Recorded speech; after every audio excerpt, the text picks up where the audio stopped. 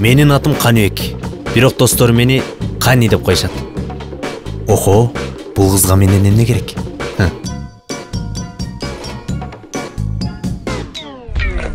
Ош! Туй ата. Санчо, темир. Көрөсүңөр менден. Эртең барып калса, тосо макулбу? Атамдын көк мейнеси көрмөйт го?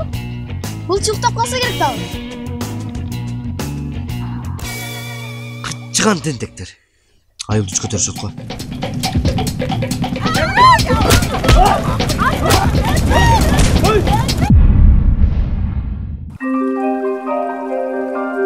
Сиз кимсиз? Мен жаныма аласызбы?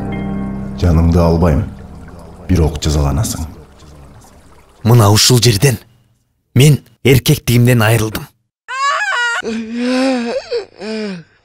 Абийирдүү жигитке ажалдуу кийик жолугат дейт.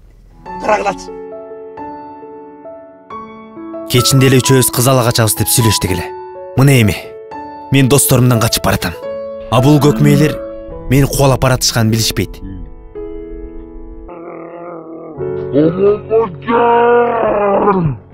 Мен Канимин. Таныган жоксуңарбы?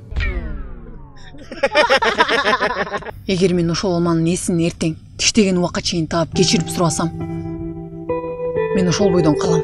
Эгер ошону көрсөтсөң, ошондо балким биз сага ишенебиз. Мен ушул жерден түшүндүм. Досторум мени.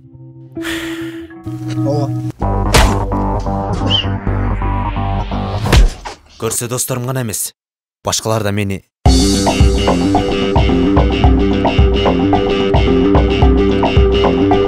кыз болушкандай гана кыйын экенин эми түшүндүм.